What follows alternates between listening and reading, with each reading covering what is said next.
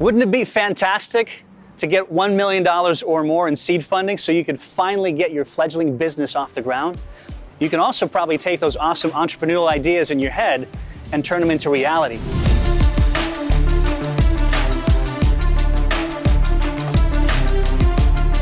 On today's episode, we're interviewing Pollen Systems, an innovative, high-tech agricultural startup. We're going to look at how they used seed funding to take their company to the next level. Last year, they raised $1 million in round one, and this year, they're looking to raise another $2 million. So we probably pitched about 1,000, maybe 1,200 investors.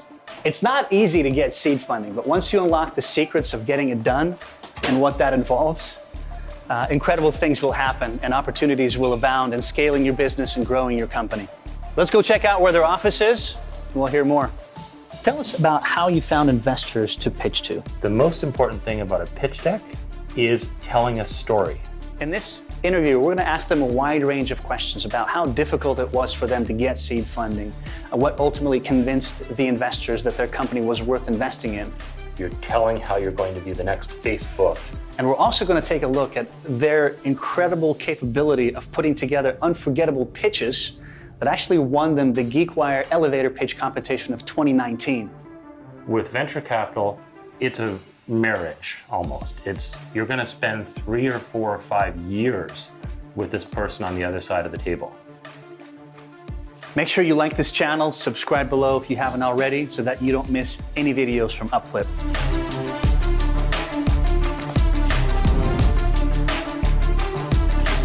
Keith, well, before we dive into your business and why we're here, I'd love to know in a nutshell, maybe a little bit about you and your story. Okay.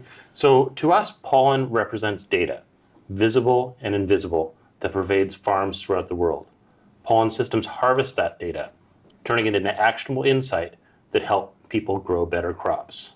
I started this company as my third company. Agriculture has been a passion for me for my whole life. I've loved growing plants in my backyard, but I never knew until I started this company what I didn't know.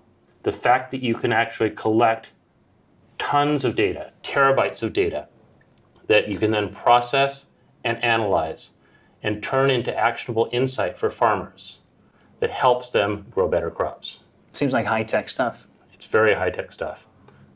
We focus on helping farmers turn what would be just pretty pictures of drones flying over farms or aircraft flying over farms into actual feedback that helps them understand when they have water stress, when they have pest problems, disease problems, across a multitude of crops, from vineyards to hops to citrus fruits in Chile to avocados. We're able to monitor and manage the crops in the most efficient way possible.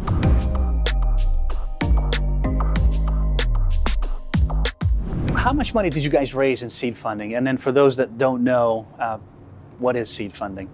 So Pollen System raised about $1 million in seed funding in 2019. Seed funding is exactly that. It's like planting a seed in the ground and looking to make it grow. Just to let it start. Just to let it start. The idea here is create a product. Create a prototype, get that prototype out to a customer, get a customer to prove that the value is there, and devise a business model, how you're going to make money and how you're going to turn that seed funding into multiple millions of dollars in the future.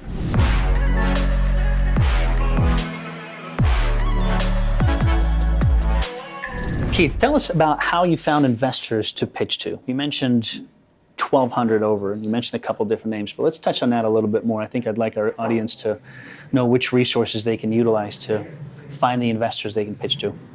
So the main challenge in finding investors is to find investor groups.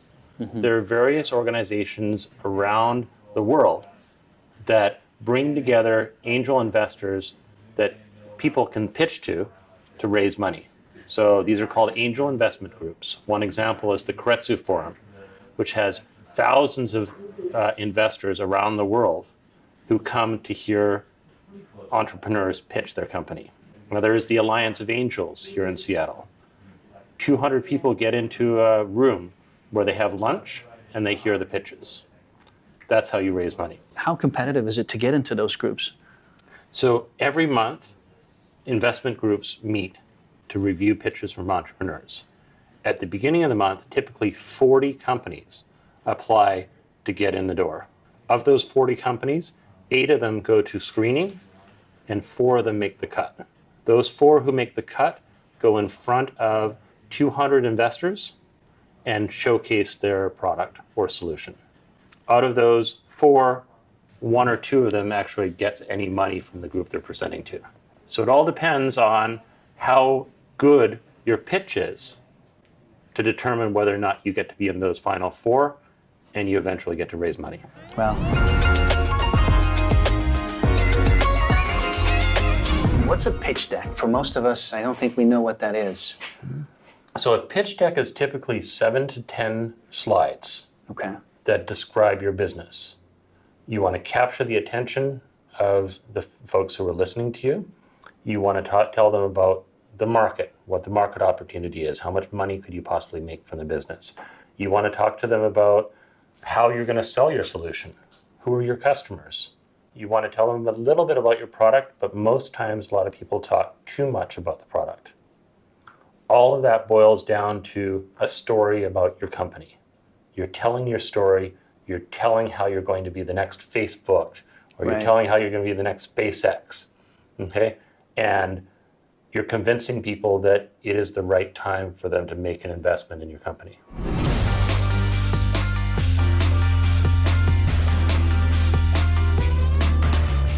Keith, do you help farms save money and time, or both? And can you elaborate on that a little bit? Well, we help farms detect where there are issues within their farm, whether or not it's moisture stress or pests and diseases. Mm-hmm. And we do that by flying over them with drones or fixed-wing aircraft.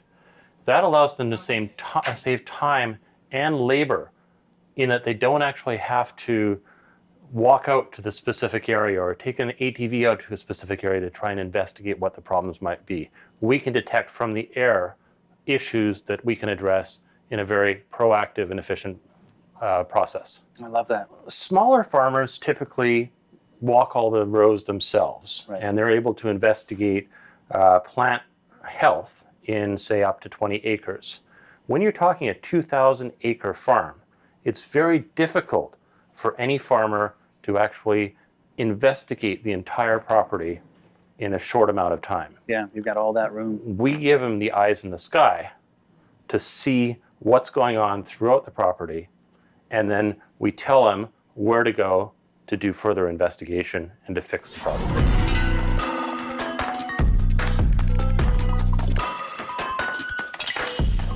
Give us some ideas, advice on finding these investors as far as sourcing these deals, seed money, etc.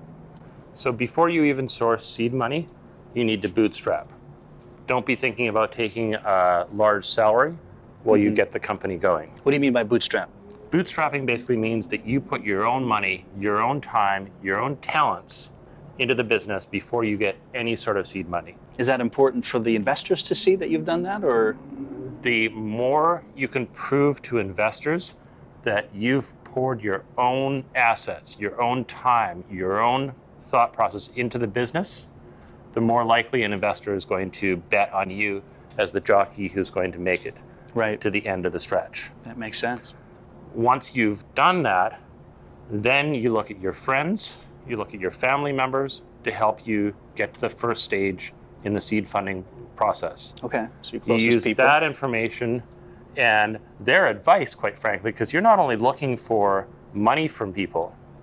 When you're growing a business, you're looking for ideas, you're looking for people to challenge you, you're looking for contacts, and you're potentially looking for customers that can help you validate the idea.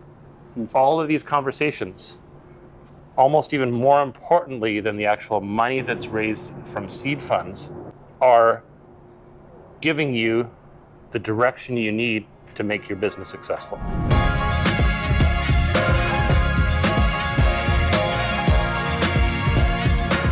We also have a printer. We actually call this the big ass printer. Okay, That's a good Because title. It's huge. It's used to actually generate print maps of some of the areas that we fly over. Cool. So for instance, one of this over in here is an infestation of a pest called phylloxera that we detected with a farmer in Walla Walla in July of 2019. And so by detecting that pest, we can monitor that patch now and determine how far the pests are growing over the years. So you use ground vehicles, you use the drones, as we see right here sitting in the corner. Yeah. And you also use fixed wing. How do you decide on the ground which equipment to use, or do you use all three in combination? Well, it depends on what we're looking for. So for instance, in the case of the phylloxera disease, we use a drone flying at a very low level, under 400 feet, that can actually pick out areas of infestation. In a larger farm, we might actually be flying at 4,000 feet with a fixed wing aircraft. Gotcha. And then we can actually narrow down the spots that are problematic from the higher flying aircraft to individual spots that we need to then go and follow up with a drone flyover. Gotcha. Okay. So there's a step process. Yeah.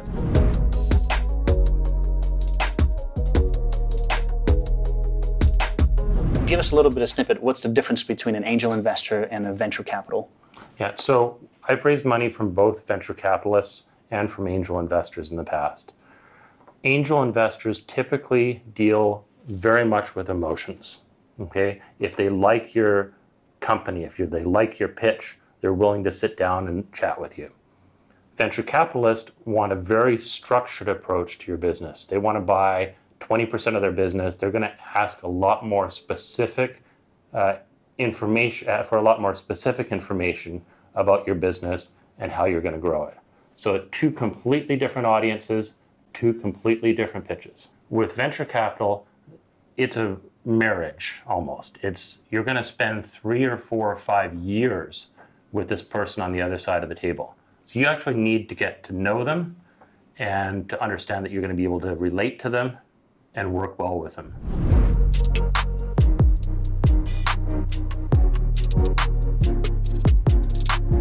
Drew is one of our agricultural technologists. Drew. He is working right now on taking some images that we took over in eastern Washington, about 120 acres, I think it was, and processing those images to show where various areas were stressed, where they're growing better. On the screen over there, if you're looking at it, you'll actually see areas that are red. Those are high stress areas. Red is bad. Bad, okay. Red means danger. Or it could mean water stress or pests or diseases that might be infecting a crop that we're looking for.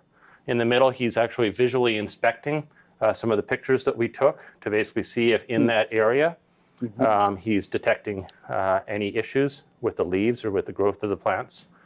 So for instance, you might see a leaf over there that has some holes in it, which probably means something's eating it, like an insect of some sort. And then on the right-hand side, he basically is looking at the overall picture of the farm. Again, looking for areas that we need to tell the farmer to go take a look at and figure out how to fix those problems.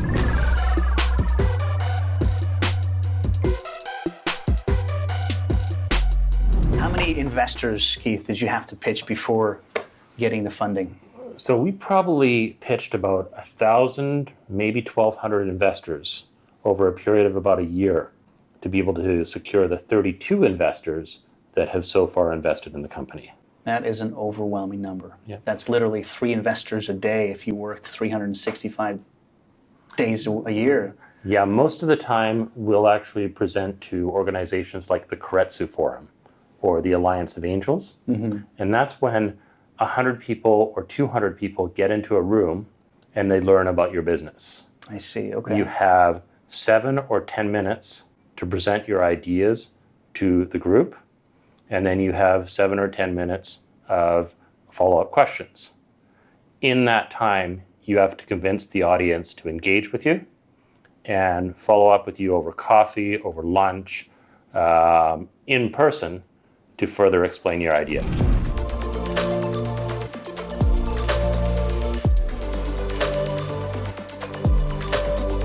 What do you think it was about your business plan that got the attention of the investors that you're now working with? So every time you raise money, you have to have a thought through business plan on first, what is the ultimate objective? But second, how are you going to achieve that objective? So you have to say, I am going to sell 1 million widgets. But how are you going to sell the first 100 and the first 1,000 and then the first 10,000 before you sell 1 million widgets? So it's that business plan outlines the process by which you're thinking about the eventual outcome for the business and how you're proving to the investor during this time that you've met the metrics that you promised to meet, and how you're going to meet or exceed the metrics that you've set in the business plan moving forward.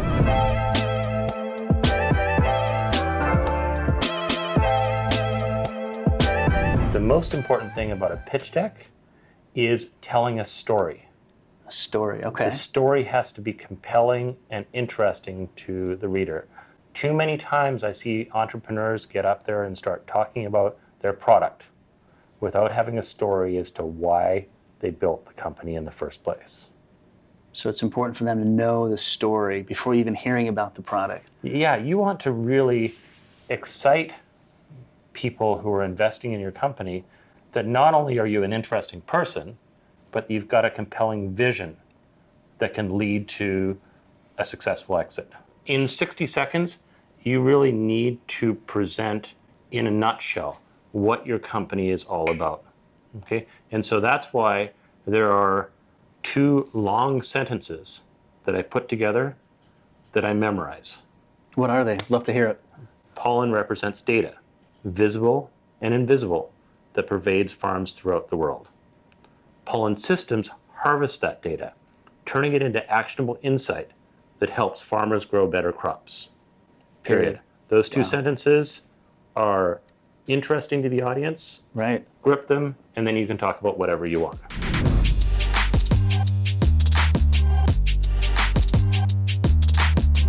And so when our customers actually take this data, they access it through a portal, a web portal. And this is Trina Nelson, Director of Integration and Customer Experience. And she works with our customers to make sure that they can see the data that's that's uploaded to the system in a portal, and they can track how their plants are growing through the entire growing season. I see.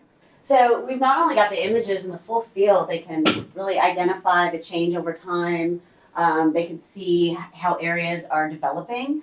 And the data is also presented in the graph. They can see this particular portion of the field. Is it, increasing? How is it doing compared to the rest of the crops?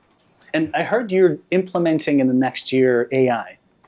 How is that going to change your business? Well, so what we do right now is we collect terabytes of information, okay? And that information is enough to seed what's called an artificial intelligence system, okay?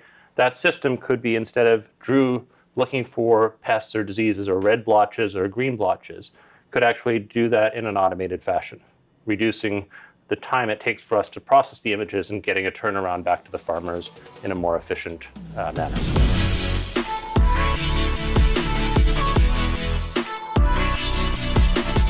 Thank you so much for watching. We've had an incredible time interviewing Keith and his company. I hope you guys took out as much as you could and were encouraged by all the things that he shared with us. So make sure you come back and watch part 2. It's coming the following week. The link is going to be in the description below. And if you have any other questions, we've got our blog, you guys, so make sure you ask questions. We're here to answer them. We're here to provide resources and make it fun. So thanks again.